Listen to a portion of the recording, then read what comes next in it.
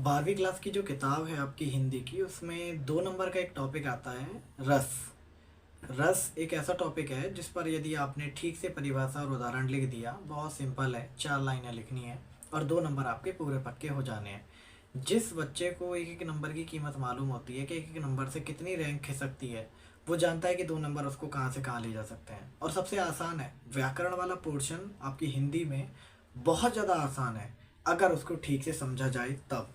तो इसी सीरीज़ में आज पहला टॉपिक है आपकी रस का, कि रस क्या होते हैं, रस की परिभाषा जो सबसे आसान हो सके वो, और रस के उदाहरण जो सबसे आसान हो सके वो, आज उनके बारे में हम लोग बात करेंगे। तो चलिए शुरू करते हैं। स्क्रीन पर आप लोग देख पा रहे होंगे कि किसी काव्य या गद्यांश को पढ़ने पर मन में होने वाली अनुभूति को रस कहा जाता है। इसके 4 अंग या भेद कहे जाते हैं। सबसे पहला है विभाव। विभाव के 2 भेद किए गए हैं, आलंबन और उद्दीपन। आलंबन का अर्थ होता है व्यक्ति या वस्तु, उद्दीपन का अर्थ होता है देश काल या वातावरण। ये एक उदाहरण से समझे जा सकते हैं कि जिस प्रकार से कबीर सिंह आपने मूवी देखी थी, कबीर सिंह में जो नायक था, उसने जब नायिका को देखा था तो जो नायिका है उसमें वो आलंबन है, यानी कि व्यक्ति या वस्तु है। और उद्दीपन यानी कि आसपास का जो वातावरण था, कि कैसी रोमांटिक ट्यून वगैरह थी या फिर बैकग्राउंड साउंड था, वो सब उद्दीपन था, देश काल वातावरण। ठीक है। अनुभव यानी कि रिएक्शन क्या था, रिएक्शन ये था कि उसने जाके क्लास में वार्निंग दी थी, है ना, ये अनुभव हुआ। संचारी भाव, स्थायी भाव को पुष्ट करने वाले जो भाव होते हैं उनको संचारी भाव कहा जाता है, जिनकी संख्या 33 बताई गई है। इनकी संख्या 33 बताई गई है। सबसे अंतिम एंड महत्वपूर्ण है ये कि स्थायी भाव क्या होता है, कि स्थायी भाव जैसे कि शोक, हास, उत्साह आदि, ये सारे जो हैं ये स्थायी भाव है। इनकी संख्या 9 या 11 बताई गई है। कोई कोई विद्वान होता है जो 9 मानता है, कोई होता है कि जिनकी संख्या 11 मानता है। तो ये अपने अपने ऊपर है कि किस प्रकार से है। आपकी किताब में फिलहाल जो है केवल 4 रसों की बात की गई है। सबसे पहला रस है करुण रस, शोक जिसका स्थायी भाव दिया गया है। दूसरा है हास्य रस जिसका स्थायी भाव है हास। और तीसरा है वीर रस जिसका स्थायी भाव है उत्साह। और चौथा है श्रृंगार रस। ये श्रृंगार थोड़ा गलत लिख गया है, पर ये आगे आपको ठीक होके मिल जाएगा।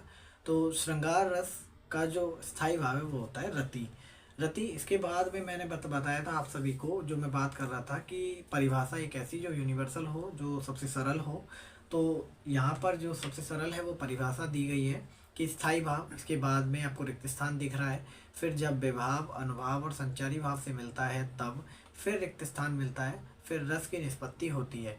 इस जो पहला वाला जो स्थायी भाव के बाद वाला जो रिक्त स्थान है, इसमें लिखना है आपको स्थायी भाव किसी भी रस का। जैसे कि करुण रस का स्थायी भाव होता है शोक, तो स्थायी भाव शोक जब विभाव, अनुभाव और संचारी भाव से मिलता है तब यहाँ पर लिखना है आपको रस का नाम, करुण रस की निष्पत्ति होती है। इसी प्रकार से जब आप यहाँ पर उत्साह लिखेंगे तो यहाँ पर वीर रस आ जाएगा। यहाँ पर आप रति लिखेंगे तो यहाँ पर श्रृंगार रस आ जाएगा। यहाँ पर आपने कोई भी रस का जो स्थायी भाव है वो लिखना है और यहाँ पर रस का नाम लिख देना है। ये परिभाषा सबसे आसान है। 9 प्रकार के रस होते हैं, लेकिन 9 परिभाषाएं आपको याद करने की आवश्यकता बिल्कुल नहीं है। आप ये परिभाषा याद कर लो, आपके जो रस हैं उनका काम हो जाना है। आगे मैंने बताया था आप सभी को कि सबसे सरल उदाहरण मैं लेकर आऊँगा।